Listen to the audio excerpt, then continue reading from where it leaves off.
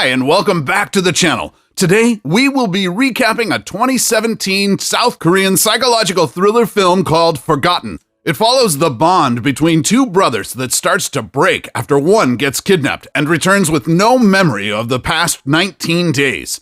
The film is about Jin Seok, 21 years old, who moves into a new house with his family. He suffers from a mild case of schizophrenia, but he leads an ordinary life under the warm care of his family. His older brother Yoo Seok is a decent college student, a mentor, and role model for Jin Seok. One night, his beloved brother is kidnapped by unidentified assailants before Jin Seok's eyes. Unfortunately, Jin Seok can't recognize their faces, but he can remember only the VIN number that matches the car. After nothing for 19 days, suddenly his brother Yoo Seok returns home, but remembers nothing that had happened to him in the meantime, and soon Jin Seok feels Yoo Seok is a total stranger.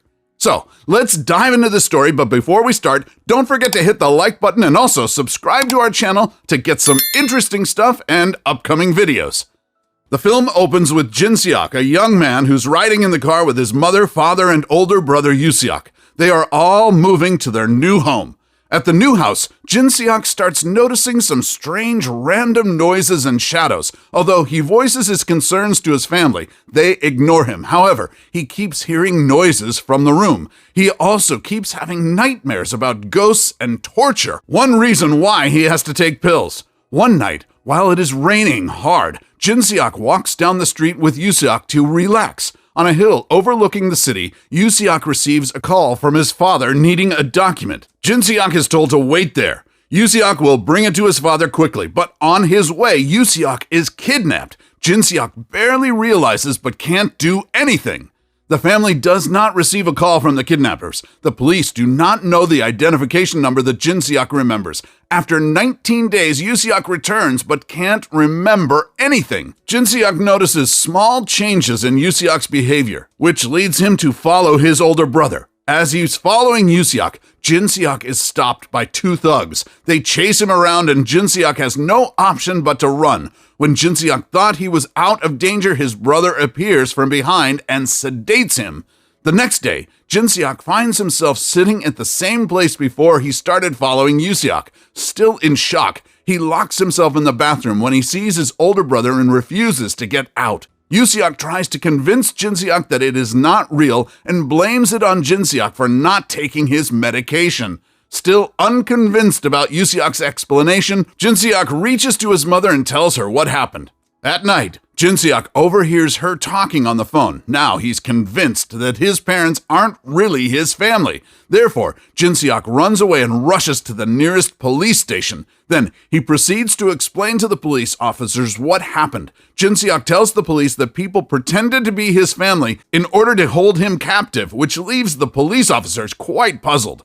When the officer asks Jin Seok's age, he says 20, which made them even more confused. Finally, he looks at the mirror and sees an older man. At this point, Jin Seok realizes that he's no longer 20, but 40 years old. Confused and angry, he goes back to the house and opens the door to the locked room. There he finds two mannequins laying down on the floor with fake blood. The family shows up and Jin Seok demands an explanation. The young man that pretended to be Yoo Seok tells Jin Seok that there was a murder at the house 20 years ago. Mother and daughter died. However, the police never found the real killer. Years later, the victim's family hired the young man to find the person that did it. After some careful investigation, the young man was able to determine Jin Seok was the murderer. Therefore, the team kidnaps Jin Seok and beats him really badly to obtain a confession. However, he doesn't have any memory of being a killer. As a result, the young man decides to try hypnosis to make him remember. The psychiatrist suggests that the event was so traumatic that Jin Seok's brain blocked it out. That's why he can't recall that night. The team creates a new plan. Now the goal was to make Jin Seok go back to his last happy memory and recreate the events that led to that fateful night. That way, Jin Seok might remember what exactly happened during that night. Everything was going according to plan until the police arrested the young man for fraud. They release him 19 days later, which would explain the abduction that Jin Seok witnessed earlier. Although Jin Seok believes in the story, he reiterates that he never killed anyone. At a moment of despair, he throws himself out of the van and runs away. The young man goes after him, but ends up crashing the van into a tree. Jin-seok leaves the scene, but in a moment of distraction, a truck passes by and hits him. As he's lying on the ground, he starts to remember the past. During a 1997 flashback, Jin-seok is in a car with his real family. However, all of a sudden, someone else hits them. The car accident took away his parents and left his older brother in critical condition. 6 months pass by, and his brother's doctors tell him that Yoo-seok needs surgery soon. Desperate for money, Jin-seok goes to a chat room asking for a job. An anonymous user approaches Jin-seok. He wants him to kill a woman in exchange for money. He accepts. The anonymous user provides an address and the keys to the house. He instructs Jin-seok to kill the woman and leave the children unharmed.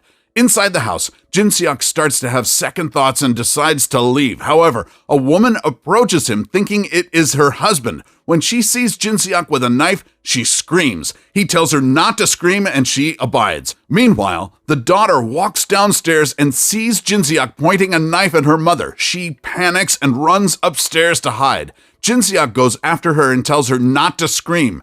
Out of fear, Jin-seok ends up killing both, the daughter and the wife.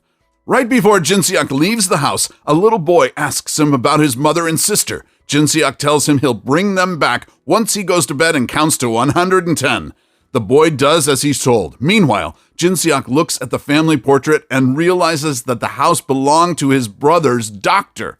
Jin-seok meets up with the anonymous user, and as he suspected, it's his brother's doctor. Furious, Jin-seok demands to know why. The doctor proceeds to explain that he needed the money to keep the kids out of the streets due to the financial crisis. Apparently, he has multiple insurance policies in his wife's name, meaning that he would be able to get a hefty amount of money with her death. The doctor and Jin-seok get into a physical fight. However, during the fight, he slips and falls from the rooftop. Back to the present, Jin-seok wakes up in a hospital. The young man is in the room waiting for him to gain his senses. He brought a syringe filled with poison. Later on, the young man reveals that he was the little boy. Then the young man explains to Jin-seok that his relatives took everything away, leaving him to grow up in an orphanage. Now the young man wants to know two things. First, why didn't Jin-seok kill him? Second, was his father behind the hit? Jin-seok lies, saying it was all him. However, the young man doesn't believe him. In the end, they both commit suicide. The young man leaves the room to jump out of the window, and Jin-seok injects himself with the poison. A flashback from Jin-seok's happy memories shows that Jin-seok met the little boy and his family prior to the incident. At the end, there are still some questions unanswered. For instance, why didn't Jin-seok kill the boy? First off, he had no intentions of killing anyone that night. Things just got out of control. Second, he really thought the boy would be fine and that he would have someone to take care of him. At the time, Jin-seok didn't know he would end up killing the boy's father, too. The second question would be, why did Jin-seok lie about the hit? The one that requested the hit, the doctor, is already dead. So what's the point of dragging his name in the mud? In addition, Jin-seok is a person with compassion. He thought if he took all the blame for the murders, then he would be able to spare the young man from the ugly truth that his father wanted his mother dead. Jin-seok wanted the young man to retain a good image of his late father, so his happy family memories could remain untainted. The final question would be, why did the two commit suicide in the end? First, Jin-seok was able to live a guilt-free life because he blocked the bad memories away. However, once he realized what he did, he couldn't live with himself anymore. The man has a conscience and was truly heartbroken for what he did. The damage of that fateful night didn't just extend to the people that died, but also to the little boy that didn't. A kid lost his whole family because of a break-in/hit gone wrong. Jin-seok spared the boy's life because he didn't want to hurt more people. Ironically, leaving the kid alive also left Jin-seok in this predicament. The young man was able to identify Jin-seok as the murderer because he was the only one that saw the killer's face other than his late mother and sister. Now, why did the young man kill himself? Unlike Jin-seok, he wasn't able to just wipe out the bad memories that he didn't want. In addition, it must be disheartening to hear that your own father was behind your mother's death. Overall, the young man had a very tough life. First, he loses his family. Second, The relatives step in and take the money away. Then they send him to an orphanage. It's pretty bad. The man just can't seem to catch a break.